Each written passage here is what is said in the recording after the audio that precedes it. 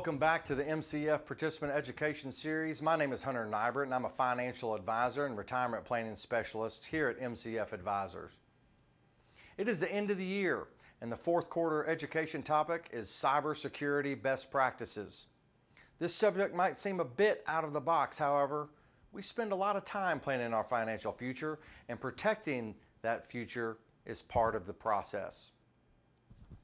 We live in an ever-changing technological world with an aging population that is less fluent with technology, so this is a very worthwhile topic, so let's dive in. Cybersecurity attacks pose a serious risk to everyone and are growing each year in abundance and sophistication. Phishing scams, identity theft, malware, and password breaches are just a few ways that cyber criminals attempt to access your sensitive information. But with vigilance and some simple steps, you can significantly reduce this risk. First things first, let's review the most popular cyber attack trends and what they are. Phishing and malware attacks are among the most common cyber crimes. Phishing involves tricking people into providing sensitive information such as passwords or credit card numbers, often through deceptive emails or websites. A cyber attacker masquerades as a trusted entity and tries to trick a victim into opening an email, instant message, or text message with a link that can capture information or disguise as a common entity that you may do business with. Malware, on the other hand, is a malicious software designed to damage or disrupt computers, networks, or gain unauthorized access to information. It's often deployed via infected software, malicious attachments, and malicious advertising, to name a few. Both methods are popular because they can be highly effective and are profitable for cyber criminals. Identity theft. Identity theft involves stealing someone's personal information to commit fraud, like opening a credit account or making unauthorized purchases. Now, password attacks, such as brute force attacks or phishing for login credentials, aim to gain unauthorized access to accounts. Both types of cybercrimes can have grave consequences for individuals and organizations. So here are a few tips to protect yourself and information against these attacks. Be cautious of emails from unknown sources. Check for spelling errors and suspicious email addresses. Use antivirus software and keep your devices updated. Create strong passwords with letters, numbers, and symbols and change them regularly. Enable multi-factor authentication whenever possible. For phishing attacks, thoroughly inspect emails and look for spelling errors. Check the email address that was used, the timestamp, and etc. If it's from an unknown source, be very skeptical. Be alert for out-of-the-norm requests via email. Cyber criminals will often pretend to be someone you know or work with.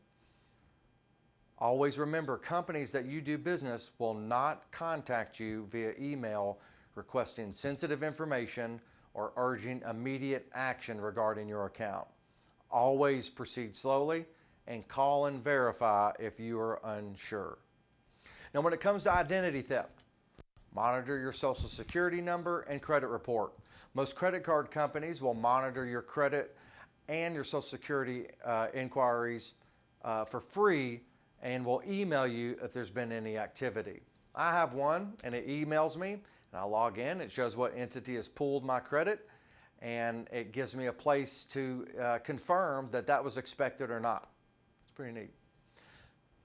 Explore and or engage third-party software systems to track the usage of your Social Security number. You may have heard of businesses like LifeLock, Experian, or Identity Guard. These services are tools that will notify you if someone uses your Social Security number to try to open an account or obtain credit. These monitoring companies really make it difficult for these thefts to occur. Now, for malware attacks, use an antivirus software and activate firewalls that often are built in your browsers and email systems. Update your computer systems regularly. Put a recurring reminder to check your operating system and browsers for updates. These updates often are security related in nature and are very important. Lastly, avoid clicking on suspicious links. If something doesn't look or feel right, just delete the message and don't click on it.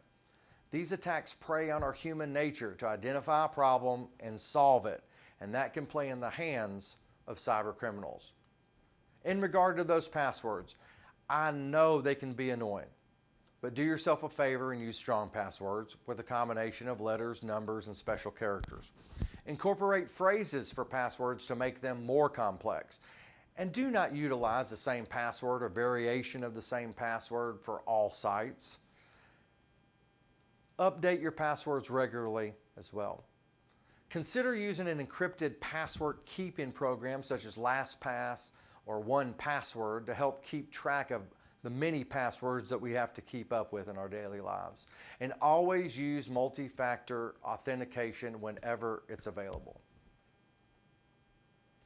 Of all the age groups, those aged 60 and over experience the most significant amount of loss, and it is widely known as financial elder exploitation. In 2022, there were over $8 billion in total losses from cyber attacks. 3.1 billion of those losses were lost from those 60 years old and older. The target age range for cyber criminals is clear. Older generations are not as technologically inclined. They're new to social media. They tend to have higher savings and have a more trusting nature in general. From personal family experience, I've also noticed that those that do have decent skills in technology tend to slip as they get more advanced in age. However, there are some ways that you can help stop or limit the cyber attacks on your elder loved ones. Number one, start a conversation with your family. Try to start small with your loved ones. Ask simple questions and know that it may take some time for them to open up with you. This will build some comfort and growth, and you can expand these questions throughout time. This can be as simple as identifying your parents' financial professionals are. Sharing access to online accounts may come with time, but a good start will be to allow them to get a list of their accounts and passwords together for their own benefit. Number two, know about key documents and what has been completed. Once you've started on the financial management plan, create a legacy box. A legacy box should contain all of your family's information regarding financial planning and estate planning. Number three, be alert to changes in financial accounts. There are no flashing lights when someone begins to lose financial capability. Getting ahead before the going gets tough is the best way to combat this battle. Ask simple questions about when specific bills are paid and use your judgment if you may need to step in. Number four, simplify your finances. Are there any credit cards not being used? How about rolling assets into one account rather than having multiple accounts? Is there a one-stop shop for their accounts? The less accounts to monitor, the better. And you'll recognize and see dilute the risk of fraud by having fewer accounts. Number five, keep up to date on scam trends. Educating your parents about the newest scam trends can help them be alert. Constant reminders to never reply to any requests by email, mail, or phone for personal information is a key proponent in protecting their assets and identity. Number six, maintain a social connection. Stay connected with your family members by checking in with them periodically or just trying to include them in group chats with other family members so they don't feel isolated. And keep the conversation open. They'll feel more comfortable knowing that you are in their corner. Number seven, assign money management jobs. Do you have siblings or other family members that can help tackle some of the money management jobs? Assigning responsibilities to more than one person can help get everyone involved, and the more eyes looking out for fraud, the better. Number eight, monitor accounts. When needed, actively monitoring all accounts will help catch any suspicious behavior that may be occurring. Alerts should go to more parties than just your parents. Number nine, family meetings or calls. Keep the conversation going. Communication is essential to help prevent cybercrime against your loved ones. Cybercrime has leveled up as technology has and is likely only going to get worse. With another major jump in technology on the horizon, the bad actors will also up their game in the future.